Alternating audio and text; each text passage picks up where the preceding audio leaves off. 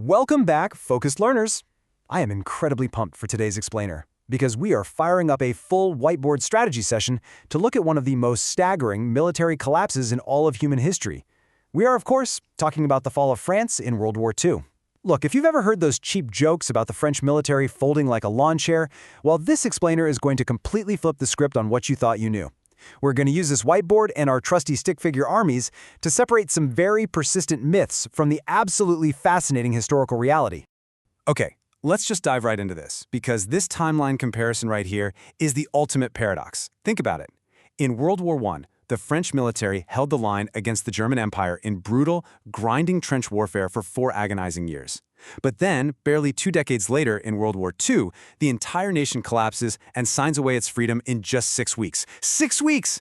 I mean, that completely subverts everything you'd expect from a nation globally recognized as a total military powerhouse. And this wasn't just shocking to us in hindsight. Everyone at the time, the Americans, the British, even the Germans themselves, they all expected an absolute bloodbath of a fight. Just listen to this quote from a French pilot at the time. "Surely I must be dreaming." I think that perfectly captures the global whiplash. Because it was over so incredibly fast, history handed us this very simple, very tidy myth. Nazi Germany just had an overwhelmingly superior military. They had more men, better gear, and the French were just hopelessly outmatched. But as we're about to see, that narrative is completely wrong. Section 1. The military matchup. Let's transition into a bit of a forensic data investigation and dismantle this myth of total German dominance using the raw numbers. Now, what's really wild when we crunch the transport data is the sheer disparity in modernization, and it actually goes in the exact opposite direction you'd think. We all picture the Nazi blitzkrieg as this highly mechanized, unstoppable machine, right? But in reality, 90% of the 3 million invading German soldiers had to get around on foot. They relied heavily on horse-drawn carts for logistics, fielding just 120,000 vehicles. The French, on the other hand, had 300,000 transport vehicles. They literally had more than double the motorized transport of their invaders. So what about the armor, the tanks? Again, the myth tells us German panzers simply overwhelmed the French. But on paper, France completely matched them blow for blow. Actually, scratch that, they outright beat them. France had about 3,000 modern tanks ready to repel the invasion. The Germans only brought about 2,500 to the fight. France literally outnumbered them in modern armor. And hey, it wasn't just a numbers game either, it was a quality game. The French actually fielded the absolute best heavy tank on the battlefield, the B1. If we match up our stick figure Panzer IV against the French B1, the French tank brought greater firepower and its armor was twice as thick. Sure, it was a bit slower and guzzled fuel, but in a head-to-head firefight, the French absolutely possessed the superior machine. The heavy-hitting power tells the exact same story. France fielded 11,000 artillery guns compared to Germany's 8,000. That is 3,000 more guns, and a much higher proportion of them were heavier, large-caliber weapons. So by all classical military metrics, France was a formidable, heavily armed force that had absolutely every tool necessary to easily defend their own territory. Now, I will concede the one true German material advantage here, and that's the sky. German aircraft production had massively outpaced the Allies in the late 1930s, leaving them with nearly 3 times as many planes as the combined French and British air forces on the continent. But let me be perfectly clear about this. While that's a huge advantage, air superiority alone simply cannot explain a total, catastrophic national collapse in just 6 weeks. To understand that, we have to look past the spreadsheets and start looking at the map. Section 2. The Ardennes Blunder. Moving from raw data to geography, psychology, and some truly terrible strategic assumptions. Historically, armies invading France from the east marched right through the flat plains of Belgium. So the French military high command essentially bet the entire farm on history repeating itself. They rushed their best, most elite troops north into Belgium. Meanwhile, they left the Ardennes, this heavily forested, super hilly region, guarded by poorly trained, ill-equipped B-series reservists. Why? Because as a French general stated back in 1934, any enemy that attacks there will be pincered as he leaves the forest. They genuinely thought the dense woods were impenetrable for a modern motorized army. They assumed the terrain would do the defending for them.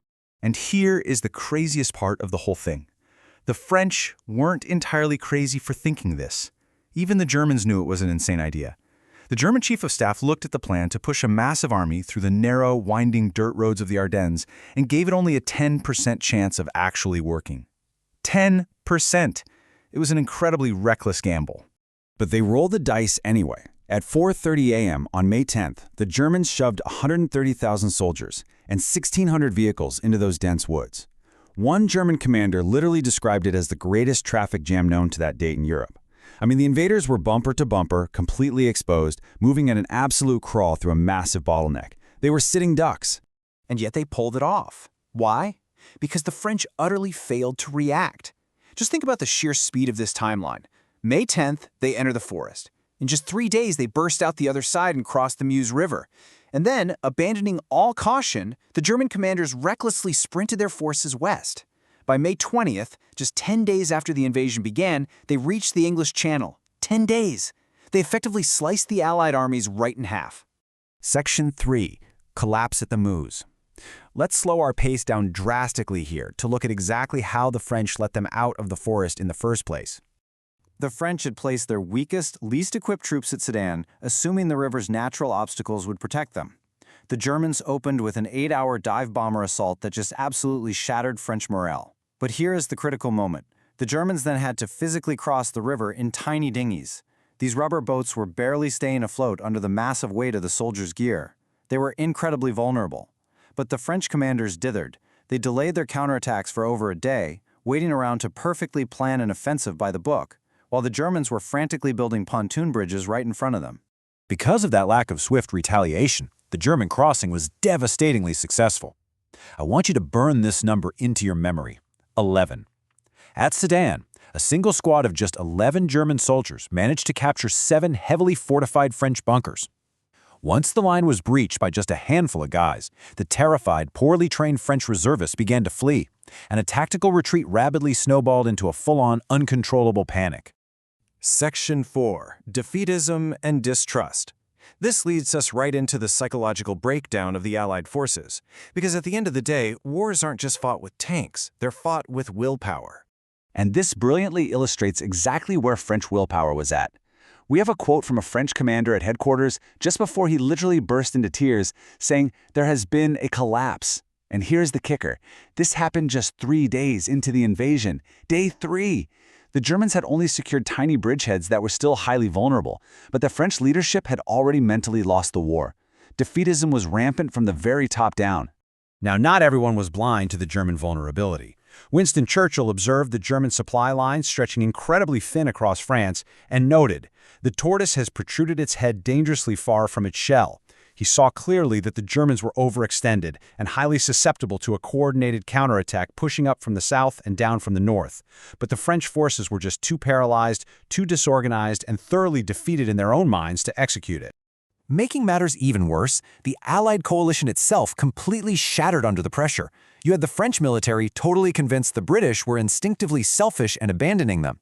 On the flip side, British commanders were writing that the French generals were completely beneath contempt. This toxic mutual suspicion ruined any chance of a coordinated counteroffensive. It ultimately led to the British evacuating 340,000 troops from Dunkirk, and with them went the total evaporation of any remaining French willpower to fight. Section 5. 4 Fatal Failures.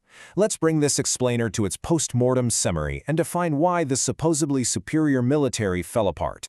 So the crucial point we need to take away is this. It wasn't the German tanks that beat France. It was these 4 human, non-numerical failures.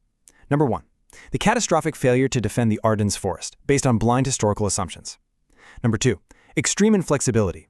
While the Germans improvised at breakneck speed, the French dithered, waiting to perfectly plan counterattacks until it was far too late. Number 3, rampant defeatism, where generals were literally crying in their offices on day 3.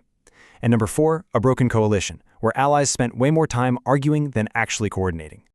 I want to leave you with a final provocative thought to ponder as we wipe the whiteboard clean today. The French had the artillery, they had the bombers, they absolutely had the numbers. Imagine how entirely different the 20th century might have been if the French High Command hadn't dithered. What if they had simply pulled the trigger and rained fire down on 130,000 exposed German troops stuck in bumper-to-bumper traffic in the Ardennes forest?